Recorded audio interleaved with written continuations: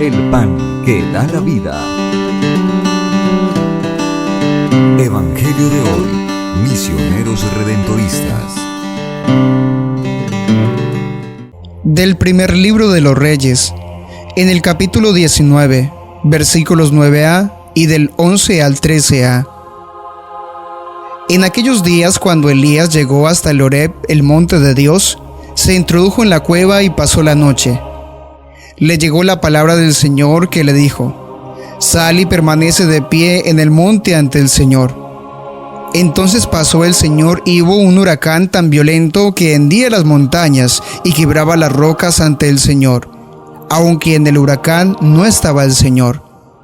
Después del huracán un terremoto, pero en el terremoto no estaba el Señor. Después del terremoto fuego, pero en el fuego tampoco estaba el Señor. Después del fuego el susurro de una brisa suave. Al oírlo Elías cubrió su rostro con el manto, salió y se mantuvo en pie a la entrada de la cueva. Palabra de Dios, te alabamos, Señor. Del Salmo 84. Muéstranos, Señor, tu misericordia y danos tu salvación. Voy a escuchar lo que dice el Señor. Dios anuncia la paz a su pueblo y a sus amigos. La salvación está cerca de los que le temen y la gloria habitará en nuestra tierra. Muéstranos, Señor, tu misericordia y danos tu salvación. La misericordia y la fidelidad se encuentran, la justicia y la paz se besan. La fidelidad brota de la tierra y la justicia mira desde el cielo. Muéstranos, Señor, tu misericordia y danos tu salvación. El Señor nos dará la lluvia y nuestra tierra dará su fruto. La justicia marchará ante Él y sus pasos señalarán el camino. Muéstranos, Señor, tu misericordia y danos tu salvación. De la carta del apóstol San Pablo a los Romanos, en el capítulo 9, versículos del 1 al 5. Hermanos, digo la verdad en Cristo, no miento, mi conciencia me atestigua que es así, en el Espíritu Santo. Siento una gran tristeza y un dolor incesante en mi corazón, pues desearía ser yo mismo un proscrito alejado de Cristo por el bien de mis hermanos, los de mi raza según la carne. Ellos son israelitas y a ellos pertenecen el don de la filiación adoptiva, la gloria, las alianzas, el don de la ley, el culto y las promesas. Suyos son los patriarcas y de ellos procede el Cristo, según la carne, el cual está por encima de todo, Dios bendito por los siglos. Amén. Palabra de Dios, te alabamos, Señor. Del Santo Evangelio según San Mateo, capítulo 14, versículos del 22 al 36. Después que la gente se hubo saciado, Jesús apremió a sus discípulos a que subieran a la barca y se le adelantaran a la otra orilla, mientras él despedía a la gente. Y después de despedir a la gente, subió al monte a solas para orar. Llegada la noche, estaba allí solo. Mientras tanto, la barca iba ya muy lejos de tierra, sacudida por las olas, porque el viento era contrario. A la cuarta vela de la noche se les acercó Jesús andando sobre el mar. Los discípulos, viéndolo andar sobre el agua, se asustaron y gritaron de miedo, diciendo que era un fantasma. Jesús les dijo enseguida: «Ánimo, soy yo, no tengan miedo». Pedro le contestó: «Señor, si eres tú, mándame ir a ti sobre el agua». Él le dijo: «Ven». Pedro bajó de la barca y echó a andar sobre el agua, acercándose a Jesús.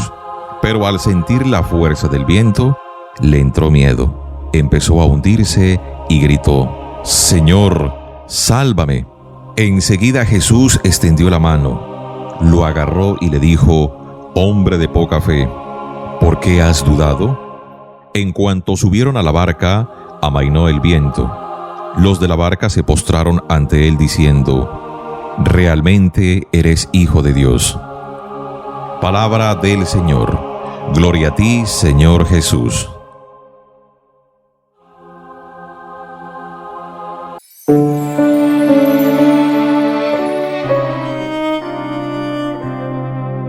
Después de la tormenta. Hay una leyenda que cuenta de un varón alemán que en su castillo en el Rin tendió hilos por el aire desde una torre hasta otra, para que el viento los tratara como una arpa eólica y de esta manera creara música cuando pasaba por ellos.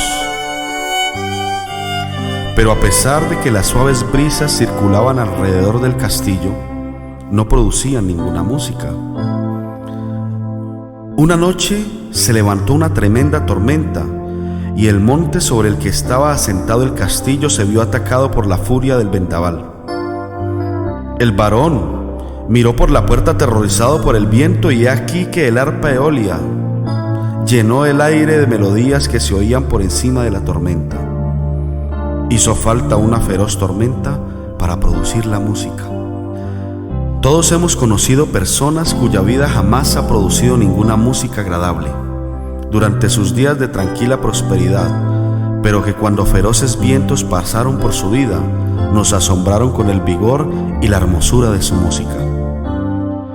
¿Cuántas veces desde mi ventana vi caer la lluvia lenta, interminable? Qué desesperante el oscuro velo. ¿Es que no se cansa de llorar el cielo? Luego, fulgurante con sus 1000 colores, irrumpe en el cielo el arco del pacto. Las flores se alegran y las aves cantan. Justo ahora entiendo el porqué del llanto. Siempre se puede confiar en que Dios hará el después de las dificultades 1000 veces más rico y mejor que el presente, si las vencemos correctamente. Al momento ninguna disciplina parece ser causa de gozo, pero después da fruto apacible de justicia.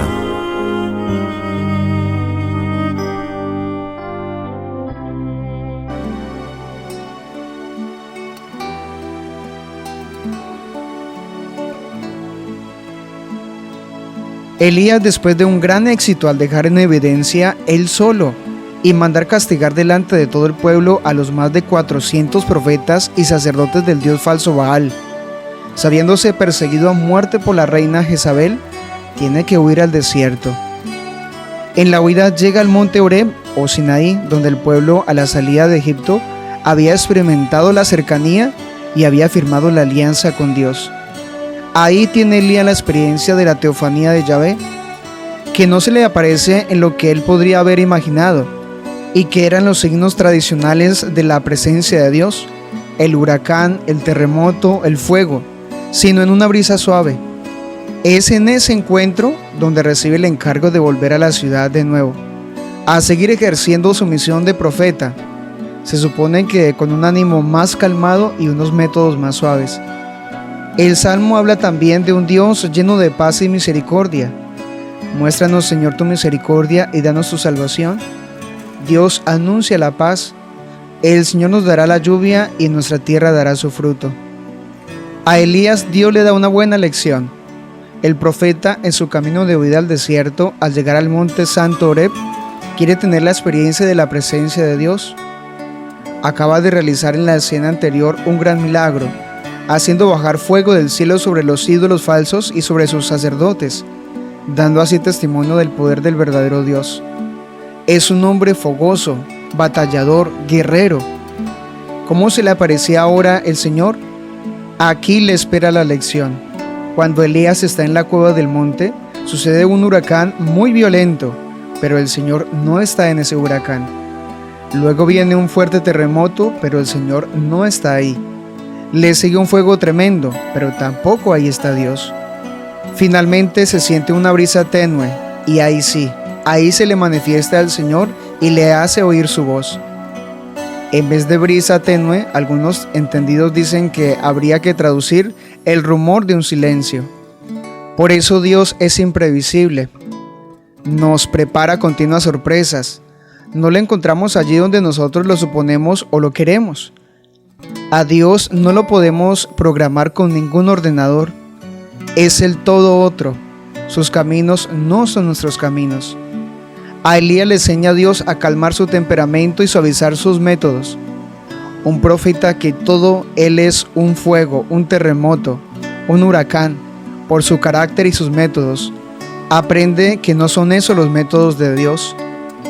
Dios prefiere una cercanía suave, discreta, hecha a veces de silencio, no la espectacularidad de una tormenta. Jesús tuvo que reprochar a Pedro cuando en el huerto sacó la espada y cortó la oreja de uno de los que venían a prenderlo. Como dice el Salmo de hoy, Dios anuncia la paz a su pueblo y a sus amigos.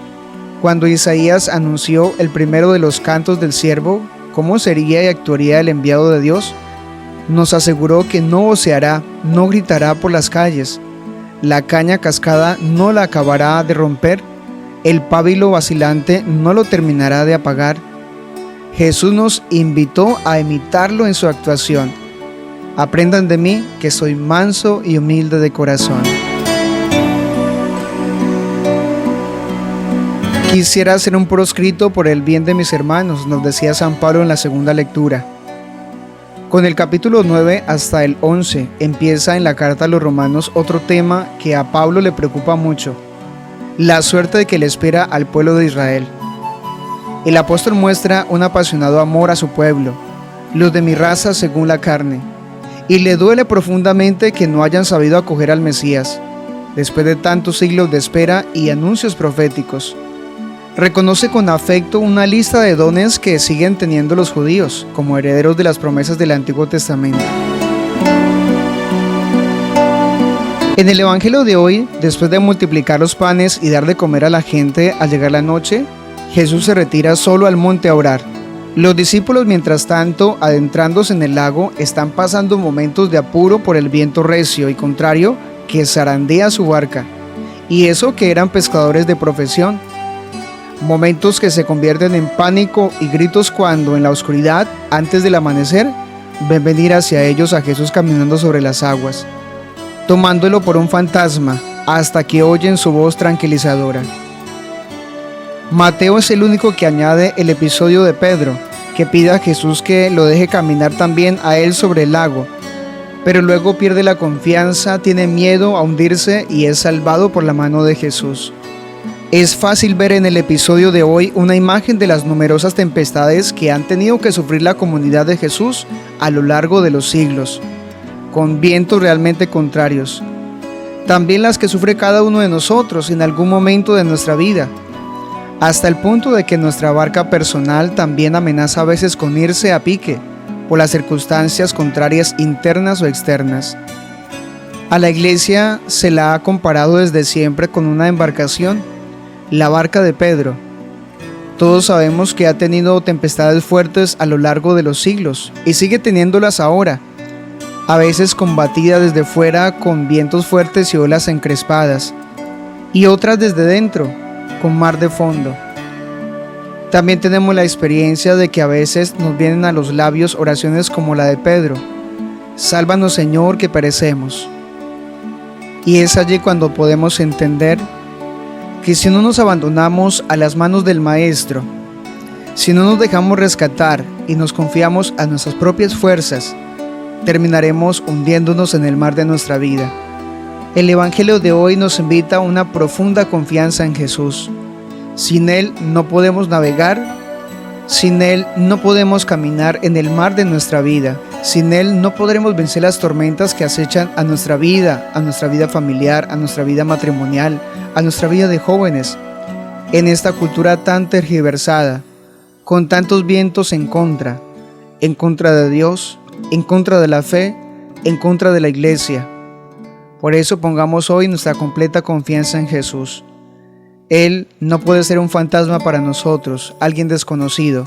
Tiene que ser el Salvador y el Señor, aquel que calma los vientos de nuestra vida, aquel que nos levanta, aquel que nos da una profunda esperanza. Reflexionemos. En los momentos de oscuridad y tormenta interior, ¿cómo reaccionamos? ¿Cómo integramos en nuestra vida la ausencia y la presencia del Señor? ¿Qué lugar tiene en nuestra jornada la oración personal, el diálogo con Dios? Señor Jesús, a veces estamos llenos de entusiasmo y olvidamos que eres tú la fuente de nuestro gozo. En los momentos de tristeza no te buscamos o queremos que intervengas milagrosamente. Ahora sabemos que no nos abandonas nunca, que no debemos tener miedo. La oración es también nuestra fuerza, aumenta nuestra fe. Estamos dispuestos a arriesgar nuestra vida por tu reino. El Señor te bendiga en este día, en el nombre del Padre, y del Hijo, y del Espíritu Santo. Amén.